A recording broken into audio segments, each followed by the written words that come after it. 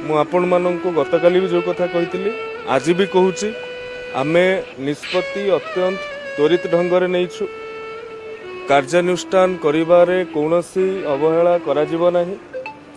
2 जन को सस्पेंड करा जाइछि, जन को कोर्ट फॉरवर्ड करा जाइछि एवं काली जो टीम कंसिस्ट करा जाइथिला डायरेक्टर चेयर रे डायरेक्टर अध्यक्षता रे तांको सहित जने महिला सीनियर एकेडमिशियन अच्छंती एवं जने सीनियर महिला ऑफिसर भी अच्छंती।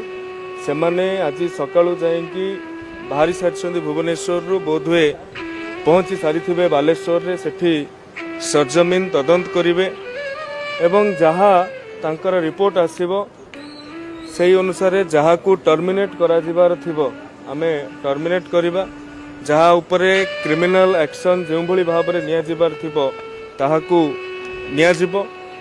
सरकार कौनसी कठोर निष्पत्ति नबारे कौनसी द्विधा प्रकाश करिवे ना।